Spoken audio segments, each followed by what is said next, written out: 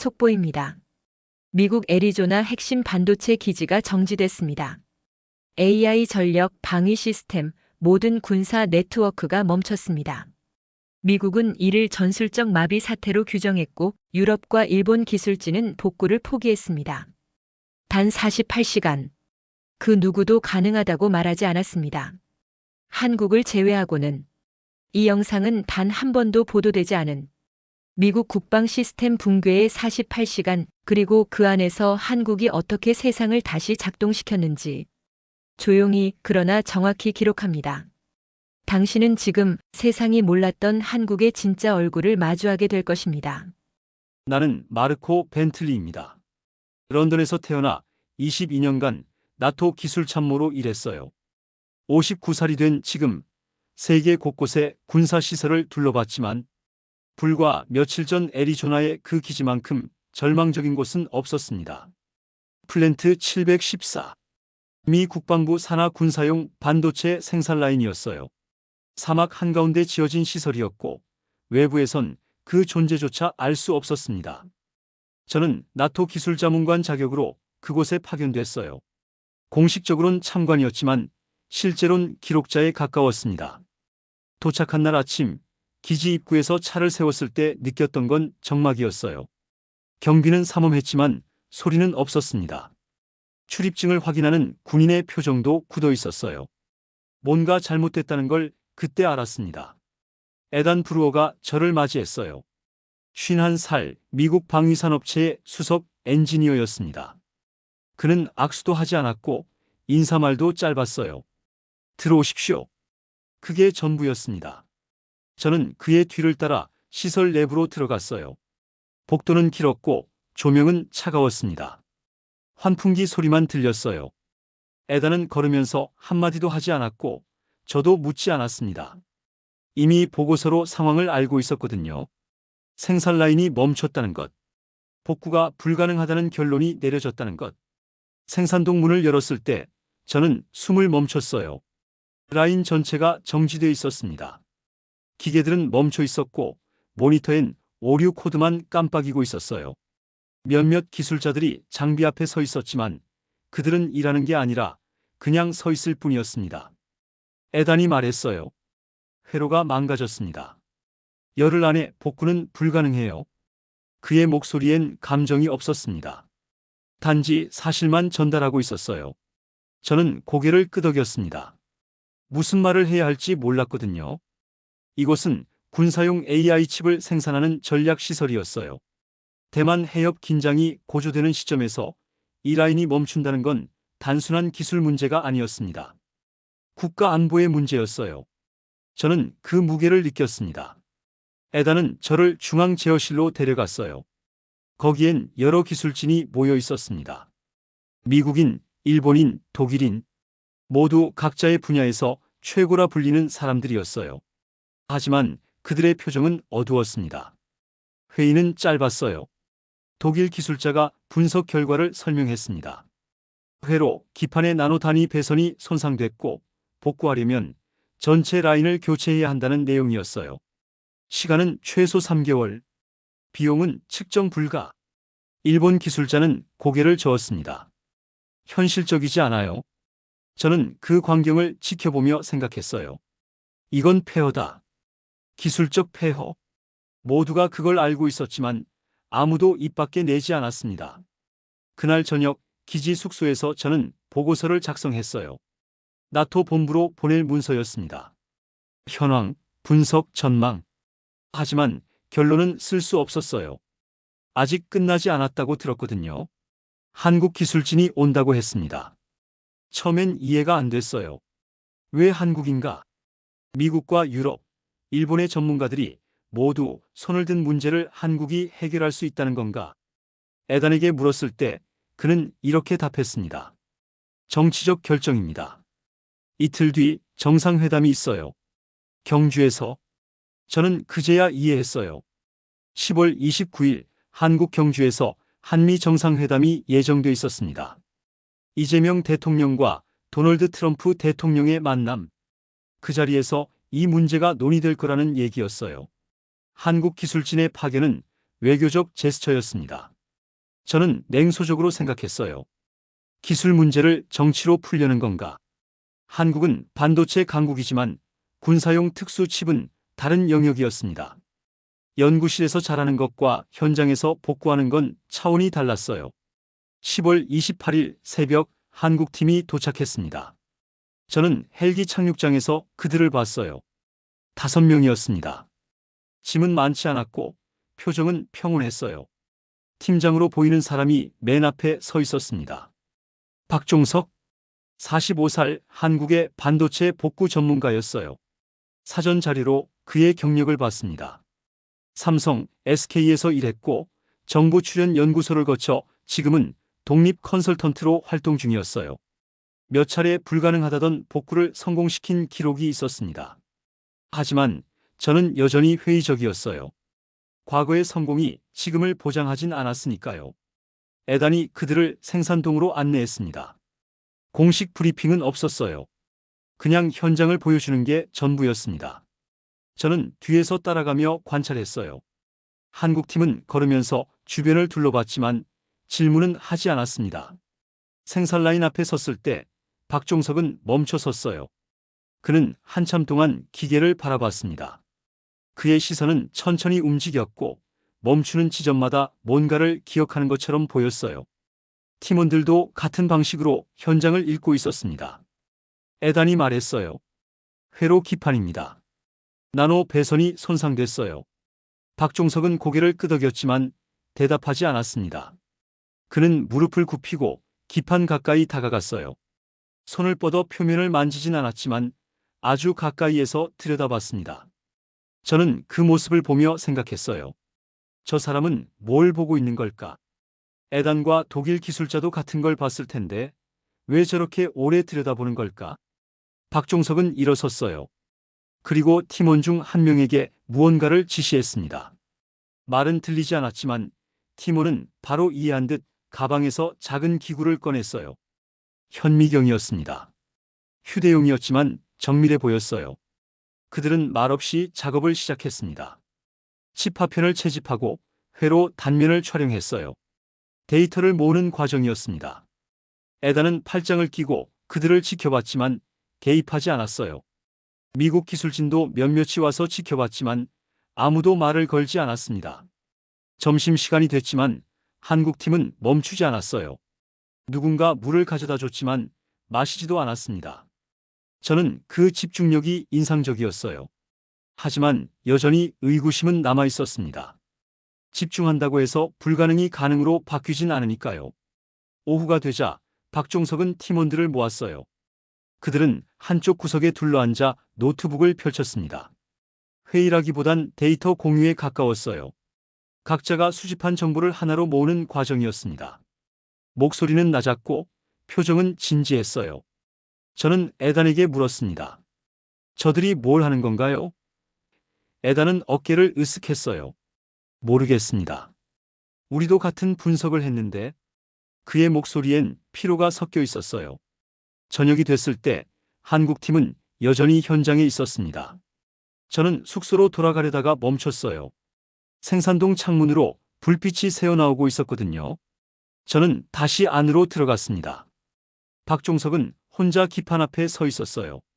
손에 펜을 들고 뭔가를 적고 있었습니다. 종이가 아니라 투명 보드였어요. 회로도를 그리고 있었습니다. 선 하나하나를 천천히 정확하게 그려나갔어요.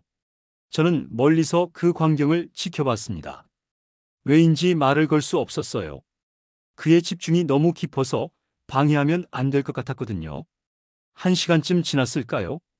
박종석은 펜을 내려놓고 한 발짝 물러섰습니다. 그리고 보드를 바라봤어요. 그 순간 저는 그의 표정이 달라진 걸 봤습니다. 확신이 생긴 것 같았어요. 다음 날 아침 한국팀은 회의실에 모였습니다. 에단과 미국 기술진도 참석했어요. 저도 뒤쪽에 앉아 있었습니다. 박종석은 프레젠테이션을 준비하지 않았어요. 그냥 투명 보드를 벽에 걸고 서 있었습니다. 그는 말했어요. 48시간 안에 복구 가능합니다. 회의실이 조용해졌어요. 에단이 물었습니다. 어떻게요? 박종석은 보드를 가리켰습니다. 회로를 교체하는 게 아니라 우회합니다. 손상된 부분을 건너뛰는 경로를 재설계하는 거죠. 저는 고개를 갸웃했어요. 우회 설계. 이론적으로는 가능하지만 군사용 칩의 나노 회로에서 그걸 실행한다는 건 다른 차원의 문제였습니다. 에단도 회의적이었어요. 시도해 본 적 있습니까? 박종석은 고개를 저었습니다. 없습니다. 하지만 할 수 있어요. 에단은 한숨을 쉬었어요. 근거가 있습니까? 박종석은 답하지 않았습니다. 대신 팀원 중 한 명이 노트북을 열어 시뮬레이션 결과를 보여줬어요. 화면엔 복잡한 그래프와 수치들이 나타났습니다. 저는 이해할 수 없었지만 미국 기술자 몇몇이 앞으로 다가가 화면을 들여다봤어요. 한 명이 말했습니다. 이론적으론 맞습니다. 하지만 실행은... 그는 말을 잇지 못했어요. 박종석이 말했습니다. 실행은 우리가 하겠습니다. 에다는 잠시 생각하다가 고개를 끄덕였어요. 해보십시오. 하지만 48시간입니다. 그 이상은 없어요. 박종석은 대답 대신 고개를 숙였습니다. 회의가 끝나고 한국팀은 다시 현장으로 갔어요. 이번엔 장비를 들고 왔습니다. 미세 용접기, 광학 현미경, 측정 도구들. 저는 그들이 어떻게 움직이는지 지켜봤어요. 박종석은 지시를 내리지 않았습니다. 팀원들은 각자 맡은 역할을 알고 있는 것처럼 움직였어요. 누군가는 회로를 분해하고, 누군가는 데이터를 분석하고, 누군가는 새로운 경로를 설계했습니다. 대화는 최소한이었고 움직임은 정확했어요. 저는 그 과정을 보며 느꼈습니다. 이들은 준비되어 있었어요. 단지 기술만이 아니라 마음도. 그들은 이 일을 해낼 거라고 믿고 있었습니다. 근거 없는 자신감이 아니라 수천 번의 연습으로 다져진 확신이었어요. 밤이 됐을 때 저는 생산동을 나왔습니다. 복도를 걸으며 뒤를 돌아봤어요. 창문 너머로 한국팀이 여전히 일하고 있는 게 보였습니다. 불빛은 작았지만 꺼지지 않고 있었어요. 저는 숙소로 돌아가 보고서를 열었습니다. 아직 결론을 쓸 순 없었어요. 48시간이 남아 있었으니까요. 하지만 한 문장은 적었습니다. 그들은 믿고 있었다. 나는 아직 믿을 수 없었지만 그날은 애리조나 치고도 유난히 조용했습니다. 새벽 5시 저는 생산동으로 들어갔습니다. 한국팀은 밤새 일했어요. 박종석은 여전히 기판 앞에 있었고 팀원들은 현미경 앞에서 움직이지 않았습니다. 나머지 둘은 노트북 화면을 보며 뭔가를 계산하고 있었어요. 저는 조용히 구석에 섰습니다. 그들을 방해하고 싶지 않았거든요. 에다는 아직 오지 않았어요. 미국 기술진 중 일부만 교대로 지켜보고 있었습니다. 박종석이 손을 들어 팀원을 불렀어요. 말은 없었습니다. 그냥 손짓 하나로 의사를 전달했어요. 팀원은 즉시 일어나 작은 도구 상자를 가져왔습니다. 박종석은 그 안에서 미세 집게를 꺼내 칩 파편 하나를 조심스럽게 들어 올렸어요. 그 순간 저는 그의 손이 떨리지 않는다는 걸 알았습니다. 나노 단위 작업에서 손의 떨림은 치명적이에요. 하지만 그의 손은 마치 기계처럼 안정적이었습니다. 숨도 고르게 쉬고 있었어요. 6시쯤 에단이 도착했습니다. 그는 커피를 들고 있었지만 마시지 않았어요. 저 옆에 서서 한국팀을 지켜봤습니다. 한참 후에 그가 작게 말했어요. 저들은 도면을 안 보는군요. 저도 그걸 알아챘습니다. 한국팀은 설계도를 펼쳐놓지 않았어요. 회로를 복원하면서도 참고 자리 없이 진행하고 있었습니다. 마치 이미 머릿속에 모든 구조가 들어있는 것처럼요. 에단이 다시 말했습니다. 불가능한데. 하지만 그의 목소리엔 확신이 없었어요. 오히려 의문에 가까웠습니다. 아침 7시 한국팀은 첫 번째 단계를 끝냈어요. 손상된 회로의 매핑 작업이었습니다. 투명 보드에는 복잡한 선들이 그려져 있었고 각 지점마다 표시가 돼 있었어요. 빨간색 표시가 손상 부위였고 파란색이 우회 가는 경로였습니다. 박종석은 팀원들을 모았어요. 그들은 보드 앞에 섰고 박종석은 손가락으로 특정 지점을 가리켰습니다. 말은 들리지 않았지만 팀원들은 고개를 끄덕였어요. 이해했다는 신호였습니다. 그들은 다시 흩어져 각자의 자리로 돌아갔습니다. 이번엔 실제 복구 작업이 시작됐어요. 박종석은 미세 용접기를 손에 들었고 한 팀원은 광학 현미경을 조정했습니다. 저는 그 과정을 지켜보며 놀랐습니다.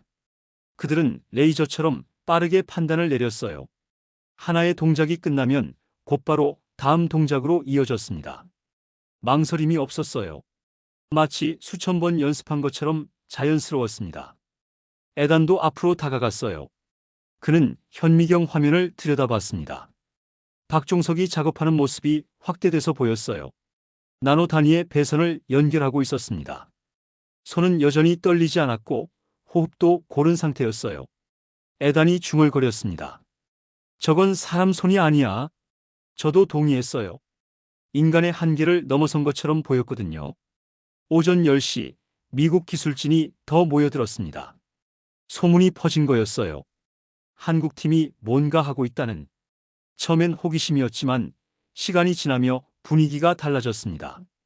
그들은 말없이 서서 지켜봤어요. 독일 기술자도 왔습니다. 그는 어제 복구 불가능 판정을 내렸던 사람이었어요. 그는 팔짱을 끼고 한국팀을 관찰했습니다. 표정은 굳어 있었지만 눈빛은 집중돼 있었어요. 정오가 됐을 때 박종석은 잠깐 멈췄습니다. 그는 자리에서 일어나 물을 한 모금 마셨어요. 팀원들도 짧은 휴식을 취했습니다. 하지만 5분도 안 돼서 다시 작업으로 돌아갔어요. 저는 에단에게 물었습니다. 언제까지 지켜볼 건가요? 에단은 고개를 저었어요. 모르겠습니다. 저들이 멈출 때까지요. 오후 2시 한국팀은 두 번째 단계에 들어갔습니다.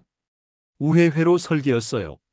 손상된 부분을 건너뛰고 신호가 흐를 수 있도록 새로운 경로를 만드는 작업이었습니다. 박종석은 얇은 금속 선을 꺼냈어요. 머리카락보다 가는 선이었습니다.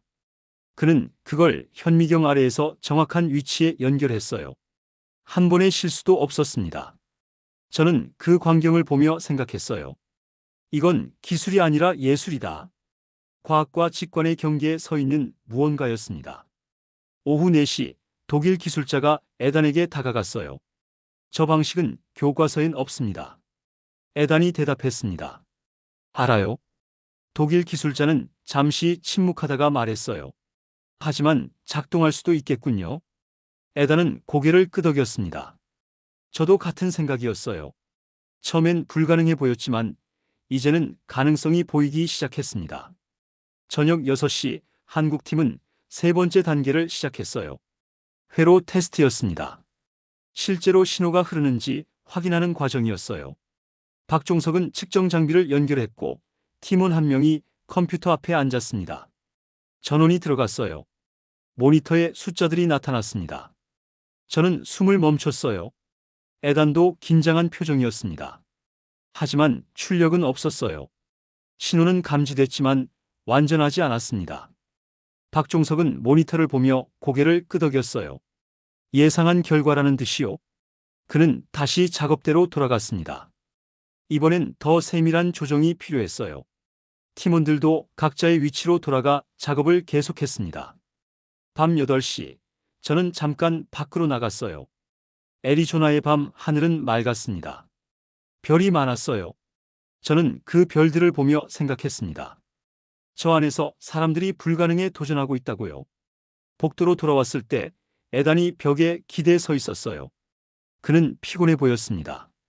괜찮으세요? 제가 물었어요. 그는 고개를 끄덕였습니다. 그냥 저들을 보고 있으면 이상한 기분이 듭니다. 저도 알았어요. 그 기분이 뭔지. 경외감과 불안이 섞인 감정이었습니다. 밤 10시 한국팀은 네 번째 테스트를 진행했어요. 이번에도 신호는 감지됐지만 출력은 불완전했습니다. 박종석은 표정 변화 없이 데이터를 확인했어요. 그리고 다시 조정에 들어갔습니다. 자정이 됐습니다. 저는 여전히 현장에 있었어요. 떠날 수가 없었거든요. 에단도 마찬가지였습니다. 미국 기술진 몇몇도 남아서 지켜보고 있었어요. 새벽 2시 5번째 테스트였습니다. 박종석은 마지막 연결 부위를 점검했어요.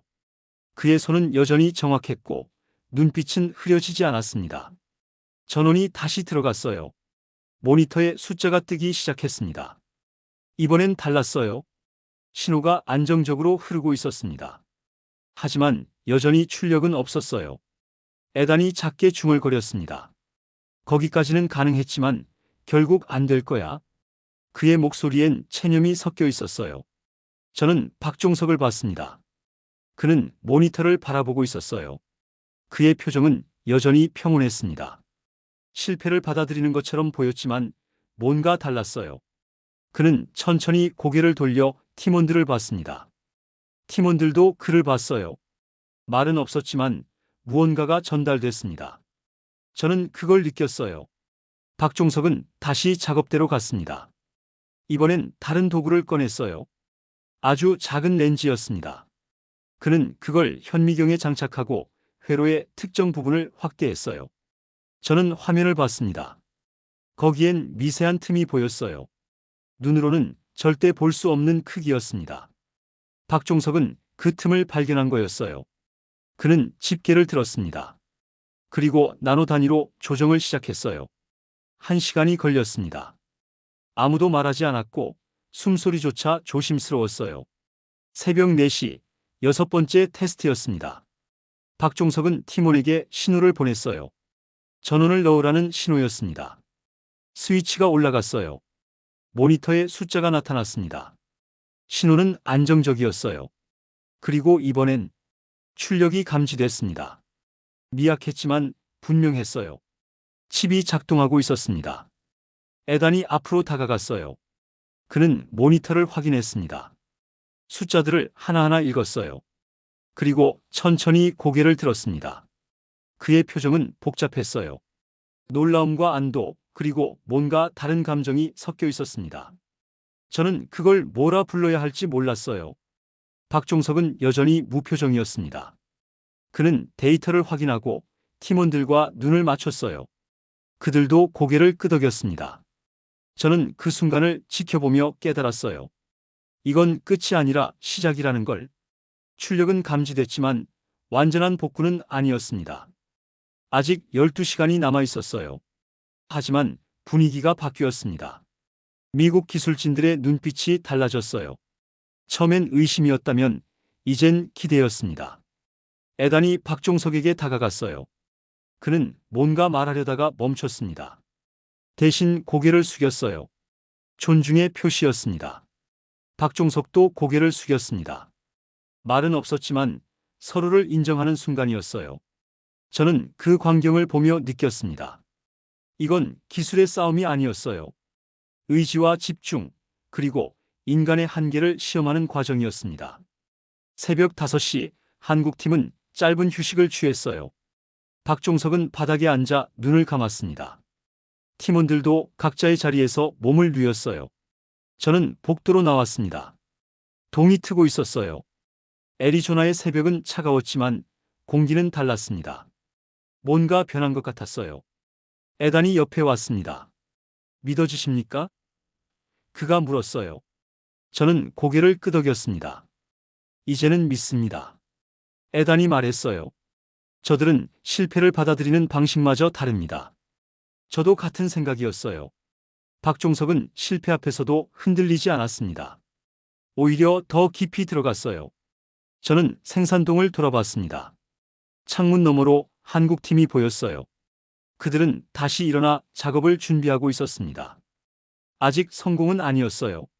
하지만 모두가 알고 있었습니다. 가능성이 열렸다는 걸요. 저는 노트를 꺼냈습니다. 그리고 한 문장을 적었어요. 그들은 불가능을 가능으로 바꾸는 게 아니라 가능의 의미를 다시 쓰고 있었다. 출력음은 없었습니다. 대신 모두가 멈췄어요. 오후 3시, 저는 생산동 중앙에 서 있었습니다. 한국팀은 마지막 단계에 들어가 있었어요. 박종석은 컴퓨터 앞에 앉아 있었고 팀원들은 측정 장비를 점검하고 있었습니다. 에단은 제 옆에서 팔짱을 낀 채 지켜보고 있었어요. 공기가 달랐습니다. 무거웠지만 팽팽했어요. 누구도 말하지 않았고 발소리조차 조심스러웠습니다. 박종석이 키보드를 쳤어요. 명령어가 입력됐고 화면에 진행바가 나타났습니다. 30초.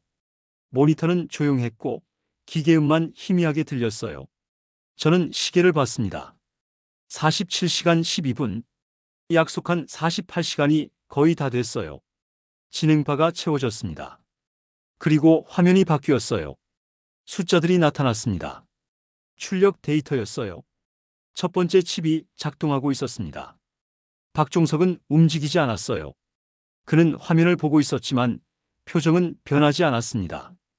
팀원들도 마찬가지였어요. 그들은 서로를 보지도 않았습니다. 에단이 앞으로 걸어갔어요. 그는 천천히 모니터를 확인했습니다. 데이터를 하나씩 읽었어요. 손이 떨리고 있었습니다. 그가 돌아섰을 때 저는 그의 얼굴을 봤어요. 믿기 어렵다는 표정이었습니다. 하지만 데이터는 거짓말하지 않았어요. 에단은 출력 트레이로 갔습니다. 거기엔 작은 칩 하나가 놓여 있었어요. 그는 그걸 집어들었습니다. 손으로 직접요. 빛에 비추어 들여다봤어요. 숨을 쉬지 않는 것처럼 보였습니다. 저는 그 순간을 지켜봤어요. 방 안의 모든 사람이 에단을 보고 있었습니다. 독일 기술자도, 미국 엔지니어들도, 한국 팀도요. 에단이 고개를 돌렸어요. 박종석을 봤습니다. 박종석도 그를 봤어요. 둘은 말하지 않았습니다. 하지만 뭔가가 오갔어요. 에단이 고개를 숙였습니다. 깊게요. 박종석도 고개를 숙였어요. 그리고 다시 컴퓨터로 돌아갔습니다. 일은 아직 끝나지 않았거든요. 두 번째 출력이 시작됐습니다. 박종석은 같은 명령어를 입력했어요. 진행바가 다시 나타났고 30초가 흘렀습니다. 이번에도 성공이었어요. 칩은 정상적으로 출력됐습니다. 세 번째, 네 번째도 이어졌어요. 모두 성공이었습니다. 저는 주변을 둘러봤습니다. 미국 기술진들의 표정이 달라지고 있었어요. 처음엔 의심이었다면 이젠 경외였습니다. 누군가는 입을 벌리고 있었고 누군가는 눈을 감고 있었어요. 하지만 아무도 환호하지 않았습니다. 마치 성스러운 의식을 지켜보는 것 같았어요. 소리를 내면 안 될 것 같았습니다. 오후 4시 다섯 번째 출력이 끝났어요. 박종석은 의자에서 일어났습니다. 그는 팀원들을 불렀어요. 그들은 모여서 조용히 대화를 나눴습니다. 목소리는 들리지 않았지만 고개를 끄덕이는 게 보였어요. 그들은 장비를 정리하기 시작했습니다. 조심스럽게 천천히요. 모든 도구를 제자리에 놓았어요. 케이블을 정돈하고 현미경을 덮었습니다. 저는 그 모습을 보며 느꼈어요. 이 사람들은 성공했지만 자축하지 않는다고요. 그저 일을 마쳤을 뿐이라고 생각하는 것 같았습니다. 에단이 제 옆으로 왔어요. 믿을 수 있습니까? 그가 물었습니다. 저는 대답 대신 고개를 끄덕였어요. 말로는 표현할 수 없었거든요. 에단이 말했습니다. 저 사람은 지금도 성공이라 말하지 않을 겁니다. 저도 알았어요. 박종석의 표정은 여전히 평온했습니다. 마치 당연한 결과를 확인한 것처럼요. 오후 5시 박종석은 에단에게 다가갔어요. 그는 작은 서류 봉투를 건넸습니다. 안에는 복구 과정의 요약본이 들어있었어요. 데이터와 절차, 주의사항이 정리되어 있었습니다. 에단은 봉투를 받았어요. 감사합니다라고 말했습니다. 박종석은 고개를 숙였어요. 당연한 일입니다라고 답했습니다. 그게 전부였어요. 더 이상의 말은 없었습니다. 한국팀은 짐을 챙기기 시작했어요. 가방에 도구들을 넣었습니다. 팀원들은 서로 눈빛만 교환했어요. 피곤해 보였지만 지친 것 같진 않았습니다. 미국 기술진들이 하나둘 다가왔어요. 그들은 박종석과 팀원들 곁에 섰습니다. 말은 하지 않았어요. 그냥 서 있을 뿐이었습니다. 저는 그 광경을 보며 알았어요. 이건 존경의 표현이라는 걸요. 말보다 강한 존경이었습니다. 독일 기술자도 왔어요. 그는 박종석 앞에 섰습니다. 잠시 망설이다가 손을 내밀었어요. 박종석은 그 손을 잡았습니다. 악수는 짧았지만 단단했어요. 독일 기술자가 말했습니다. 배웠습니다. 박종석은 미소 지었어요. 아주 작게요. 저도 배웠습니다. 저는 그 대화를 듣고 놀랐어요. 박종석은 자신이 가르쳤다고 생각하지 않았습니다. 오히려 배웠다고 말했어요.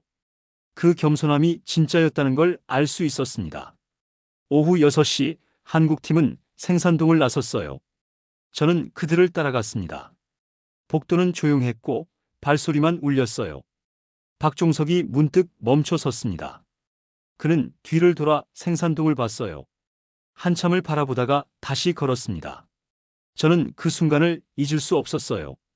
그의 눈빛에는 안도가 아니라 책임이 담겨 있었습니다. 일을 끝냈지만 그 무게는 여전히 지고 있는 것처럼 보였어요. 기지 입구에서 한국팀은 차에 올랐습니다. 짐을 싣고 문을 닫았어요. 에단과 저는 그들을 배웅했습니다. 차가 출발하기 전 박종석이 창문을 내렸어요. 에단을 봤습니다. 다음엔 더 빨리 하겠습니다. 에단은 웃었어요. 충분히 빠릅니다. 차가 움직였어요. 사막 도로로 사라졌습니다. 먼지만 남았어요. 에단과 저는 한동안 그 자리에 서 있었습니다. 말이 필요 없었어요. 우린 방금 뭔가를 목격했습니다. 기술 이상의 것을요. 저녁이 됐습니다. 저는 숙소로 돌아가지 않았어요. 대신 기지 외곽을 걸었습니다. 혼자요. 애리조나의 석양은 붉었어요. 하늘이 온통 불타는 것 같았습니다. 저는 그 하늘 아래서 걸으며 생각했어요. 저는 지금까지 기술을 수치로만 판단해 왔습니다. 효율, 속도, 정확도. 그게 전부였어요. 하지만 박종석과 그의 팀이 보여준 건 달랐습니다. 그건 숫자로 측정할 수 없는 것이었어요. 태도였고 철학이었습니다. 불가능 앞에서도 흔들리지 않는 의지, 성공해도 자만하지 않는 겸손, 그리고 끝까지 책임을 지는 자세. 저는 그게 기술보다 중요하다는 걸 깨달았습니다. 아니, 그게 진짜 기술의 토대라는 걸요. 사막 바람이 불었어요. 차가웠지만 기분은 따뜻했습니다. 밤이 됐을 때 저는 숙소로 돌아왔어요. 책상에 앉아 노트북을 열었습니다. 나토 본부로 보낼 보고서를 작성해야 했어요. 하지만 쉽게 써지지 않았습니다. 어떻게 설명해야 할까요? 단순히 복구에 성공했다고만 쓸 수는 없었어요. 그 이상의 의미가 있었으니까요. 저는 한참을 고민했습니다. 그리고 천천히 타이핑하기 시작했어요. 우리는 복구 기술을 요청했지만 그들은 국가의 신뢰를 보냈다. 그 문장을 쓰고 나서 저는 멈췄습니다. 더 쓸 말이 없었어요. 그 한 문장이 모든 걸 담고 있었습니다. 저는 창밖을 봤어요. 기지는 조용했습니다. 생산동의 불빛만 희미하게 보였어요. 복구된 라인이 다시 가동되고 있었습니다. 저는 미소 지었어요. 오늘 본 것이 기적이었는지 아니면 당연한 결과였는지 모르겠습니다. 하지만 한 가지는 확실했어요. 저는 오늘 기술 이상의 것을 배웠습니다. 인간이 무엇을 할 수 있는지, 그리고 그 한계가 어디까지인지를요. 자정이 됐습니다. 저는 보고서를 저장했어요. 내일 아침 본부로 보낼 예정이었습니다.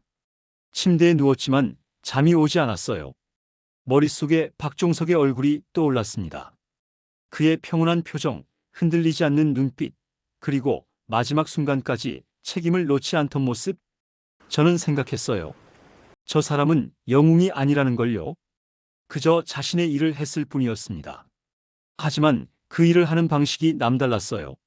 새벽 2시, 저는 일어나 다시 노트북을 열었습니다.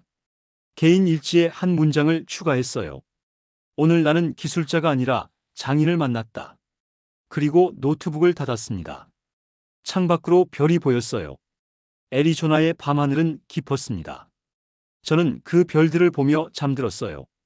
꿈속에서 저는 다시 생산동에 있었습니다. 박종석이 회로를 들여다보고 있었고 팀원들이 조용히 일하고 있었어요.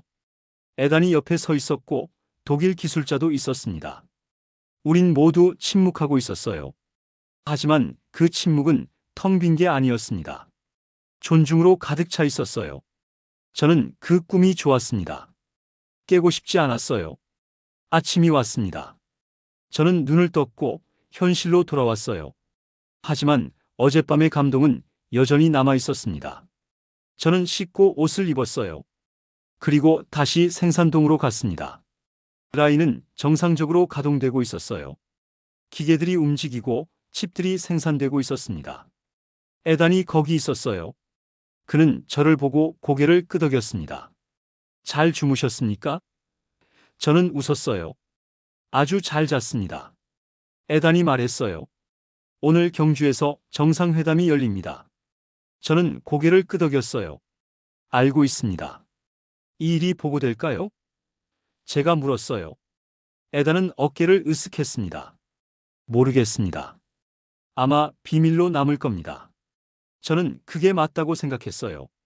어떤 일은 세상에 알려질 필요가 없었습니다. 그냥 일어난 것만으로 충분했어요. 저는 생산동을 떠났습니다. 복도를 걸으며 뒤를 돌아봤어요. 기계 소리가 들렸습니다. 정상적인 소리였어요. 저는 미소 지었습니다. 그리고 밖으로 나갔어요. 애리조나의 아침은 맑았습니다. 하늘은 파랗고 공기는 차가웠어요. 저는 깊게 숨을 들이마셨습니다.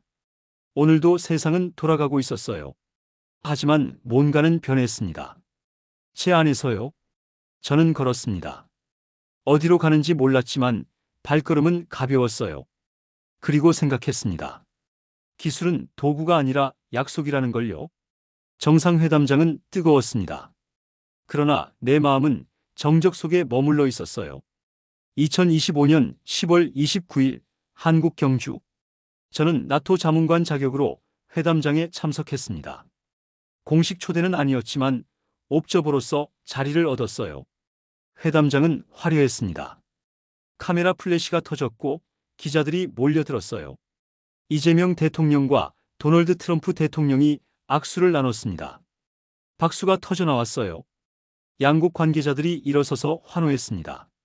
저는 앉아 있었어요. 손뼉을 치지 않았습니다. 제 머릿속엔 다른 장면이 있었거든요. 애리조나 플랜트 714. 박종석이 조용히 회로를 복구하던 모습. 에단이 출력된 칩을 손에 들고 숨을 멈추던 순간.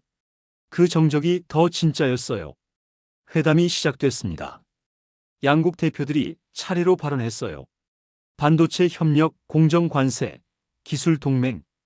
단어들이 오갔지만 저는 집중할 수 없었습니다. 진짜 회담은 이미 끝났다고 생각했거든요. 48시간 전에요. 휴식 시간이 됐을 때 저는 회담장 밖으로 나왔습니다. 복도는 조용했어요. 저는 문득 궁금해졌습니다. 박종석은 지금 어디 있을까? 이 회담장에 있을까? 아니면 이미 돌아갔을까? 저는 나토 연락관에게 물어봤어요. 한국 기술팀의 일정을요? 연락관은 잠시 확인하더니 답했습니다. 어제 저녁 귀국했습니다. 저는 놀랐어요. 회담 전날 밤에 돌아갔다니. 아무 말도 남기지 않고요. 인터뷰는요? 제가 물었습니다. 연락관은 고개를 저었어요. 없었습니다. 요청도 하지 않았다고 들었습니다. 저는 그 말을 듣고 알았어요. 박종석은 끝까지 자신의 방식을 지켰다는 걸요. 성공을 자랑하지 않았고 주목받기를 원하지 않았습니다. 그저 일을 끝내고 돌아갔어요. 저는 복도를 걸었습니다. 회담장 소음이 멀어졌어요. 저는 조용한 공간을 찾고 있었습니다. 생각을 정리하고 싶었거든요.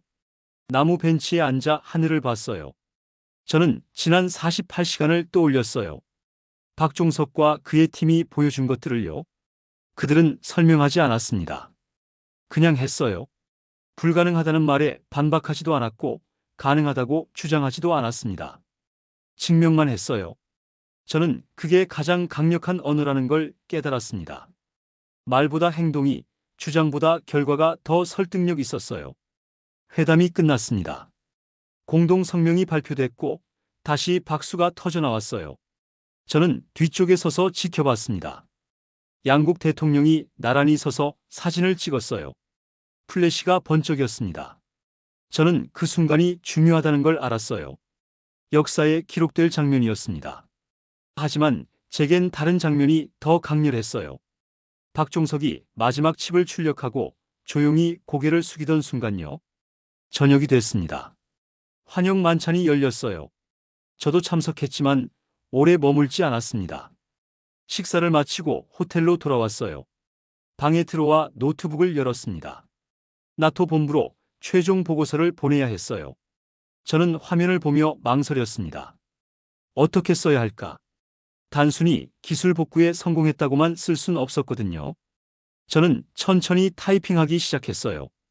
플랜트 714 복구 작업은 예정대로 완료됐다. 한국 기술팀은 47시간 만에 불가능을 가능으로 만들었다. 그러나 이 보고서가 전달하고자 하는 것은 기술적 성과가 아니다. 그것은 태도에 관한 것이다. 저는 잠시 멈췄어요. 그리고 이어서 썼습니다. 그들은 기술을 남기지 않았다. 태도를 남겼다. 우리는 항상 설명하려 했다. 그들은 증명만 했다. 나는 나토 기술 자문이었지만 오늘 나는 기술이 아닌 사람을 배웠다. 보고서를 다 쓰고 나서 저는 저장했어요. 하지만 바로 보내지 않았습니다. 한 번 더 읽어보고 싶었거든요. 창밖을 봤습니다. 경주의 밤이 깊어가고 있었어요. 저 어딘가에서 사람들이 살고 일하고 꿈꾸고 있었어요. 저는 생각했습니다. 박종석도 저 불빛 어딘가에 있을까? 아니면 이미 집으로 돌아갔을까? 그는 지금 뭘 하고 있을까? 다음 날 아침, 저는 일찍 일어났어요. 호텔 로비로 내려가 커피를 마셨습니다. 창밖으로 아침 햇살이 들어왔어요. 체크아웃을 하려는데 프런트 직원이 봉투 하나를 건넸습니다. 어제 저녁에 맡겨진 거예요. 제 이름이 적혀 있었습니다. 봉투를 열었어요. 안에는 작은 종이 한 장이 들어 있었습니다. 회로 도면이었어요. 손으로 그린 도면이었습니다. 선 하나하나가 정확했고 필체는 단정했어요. 도면 아래에 작은 글씨가 있었습니다. 이것이 우리가 남기는 전부입니다. 서명은 없었어요. 하지만 저는 알았습니다. 박종석이 남긴 거라는 걸요. 저는 그 도면을 한참 바라봤어요. 이건 단순한 기술 자료가 아니었습니다. 메시지였어요. 우리는 기술을 독점하지 않는다. 나누고 함께한다는 뜻이었습니다. 저는 도면을 조심스럽게 접어 가방에 넣었어요. 그리고 호텔을 나섰습니다. 공항으로 가는 길, 저는 차창 밖을 봤어요. 경주는 평화로웠습니다. 사람들이 걷고 있었고 차들이 지나갔어요. 일상이 흘러가고 있었습니다. 저는 생각했어요. 이 도시 어딘가에서 역사가 만들어졌다는 걸 아는 사람이 얼마나 될까? 하지만 진짜 역사는 조용히 만들어졌습니다. 애리조나 사막에서요. 공항에 도착했어요. 체크인을 하고 게이트로 향했습니다. 출발 시간까지 1시간이 남아 있었어요. 저는 카페에 앉아 노트북을 열었습니다. 어제 쓴 보고서를 다시 읽었어요. 수정할 부분이 있나 확인했습니다. 하지만 고칠 게 없었어요. 제가 쓴 모든 문장이 진심이었습니다. 저는 보고서를 나토 본부로 보냈어요. 그리고 노트북을 닫았습니다. 탑승 안내 방송이 나왔어요. 저는 일어나 게이트로 갔습니다. 비행기에 올랐고 자리에 앉았어요. 이륙 전 저는 창밖을 봤습니다. 경주가 멀어지고 있었어요. 작은 도시였지만 제게는 큰 의미로 남을 것 같았습니다. 비행기가 하늘로 올라갔어요. 구름 위로 날았습니다. 저는 눈을 감고 지난 며칠을 떠올렸어요. 마음속으로 박종석에게 말했습니다. 감사합니다. 당신은 저에게 기술 이상을 가르쳐줬어요. 런던으로 돌아가는 비행기 안에서 저는 개인 일지를 꺼냈어요. 마지막 장에 한 문장을 적었습니다. 기술은 도구가 아니라 약속이다. 그리고 약속은 지켜질 때만 의미가 있다. 비행기는 계속 날았어요. 시간이 흘렀고 대륙이 바뀌었습니다. 하지만 제 마음속 기억은 선명했어요. 런던에 도착했습니다. 공항을 나와 택시를 탔어요. 집으로 가는 길, 저는 창밖을 봤습니다. 익숙한 풍경이었지만 뭔가 달라 보였어요. 제가 달라진 거였습니다. 집에 도착해 짐을 풀었어요. 가방에서 도면을 꺼냈습니다. 책상 위에 펼쳐놓고 한참 바라봤어요. 저는 그 도면을 액자에 넣기로 했습니다. 벽에 걸어두고 싶었어요. 매일 보면서 기억하고 싶었거든요. 다음 날, 저는 나토 본부에 출근했어요. 동료들이 반갑게 맞아줬습니다. 어땠어요? 그들이 물었어요. 저는 웃으며 답했습니다. 배웠습니다. 뭘요? 그들이 물었어요. 저는 잠시 생각하다가 말했습니다. 기술은 사람이 만들지만 사람은 태도가 만든다는 걸요. 동료들은 고개를 갸웃했어요. 이해하지 못한 것 같았습니다. 괜찮았어요. 설명할 필요는 없었으니까요. 그날 저녁 저는 집에서 뉴스를 봤어요. 한미 정상회담 관련 보도가 나왔습니다. 양국 관계 강화, 반도체 협력 확대, 기자들이 분석하고 전문가들이 의견을 냈어요. 하지만 플랜트 714에 대한 언급은 없었습니다. 당연했어요. 비밀 작전이었으니까요. 저는 그게 맞다고 생각했어요. 어떤 일은 세상에 알려지지 않아도 됐습니다. 그 일을 경험한 사람들의 가슴 속에 남으면 충분했어요. 저는 일상으로 돌아갔어요. 회의에 참석하고 보고서를 쓰고 자문을 했습니다. 하지만 뭔가는 계속 달랐어요. 저는 사람들을 다르게 보기 시작했습니다. 기술이 아니라 태도를 먼저 봤어요. 그 사람이 어떻게 일하는지, 어떤 철학을 가졌는지에 관심을 가졌습니다. 동료들이 제 변화를 알아챘어요. 뭔가 달라졌어요. 그들이 말했습니다. 저는 웃었어요. 좋은 쪽으로요? 그런 것 같아요. 그들이 답했습니다. 어느 날 후배 기술자가 제게 물었어요. 선배님, 기술에서 가장 중요한 게 뭐라고 생각하세요? 저는 잠시 생각했어요. 예전 같으면 효율이나 정확도라고 답했을 겁니다. 하지만 지금은 달랐어요. 책임이요? 제가 답했습니다. 기술은 결국 사람을 위한 거니까요. 그 사람들에게 지는 책임이 가장 중요해요. 후배는 고개를 끄덕였어요. 배우겠습니다. 저는 미소 지었습니다. 박종석이 저에게 가르쳐 준 것을 이제 다른 사람에게 전하고 있었어요. 사무실은 분주했지만 저는 여유가 있었어요. 일을 대하는 방식이 바뀌었거든요. 급하게 서두르지 않았고 완벽을 강요하지 않았습니다. 대신 집중했어요. 한 번에 한 가지씩 정확하게요. 동료들이 제 변화를 좋아했습니다. 저도 스스로가 좋았어요. 책상 위 액자를 봤습니다. 박종석이 남긴 회로 도면이었어요. 여전히 선명했고 의미도 변하지 않았습니다. 저는 그 도면을 보며 다짐했어요. 올해도 배우며 살겠다고요. 기술뿐 아니라 사람도 태도도요. 그날 저녁 저는 개인 일지를 꺼냈어요. 나는 2025년 애리조나에서 기술자를 만났지만 경주에서 인간을 배웠다. 그리고 일지를 덮었어요. 창밖으로 별이 보였습니다. 런던에서 별을 보기는 어려운데 그날은 운이 좋았어요. 저는 그 별을 보며 생각했습니다. 박종석도 같은 별을 보고 있을까? 한국 어딘가에서요? 아마 그는 별을 보지 않을 거예요. 일하고 있을 테니까요. 조용히, 묵묵히, 자신의 방식으로요. 저는 미소 지었습니다. 그리고 마음속으로 말했어요. 당신 덕분에 저는 더 나은 사람이 됐습니다. 고맙습니다. 그날 밤 저는 깊이 잠들었어요. 꿈속에서 저는 다시 애리조나에 있었습니다. 플랜트 714, 조용한 생산동, 그리고 박종석의 흔들리지 않는 손을 봤어요. 꿈은 평화로웠습니다.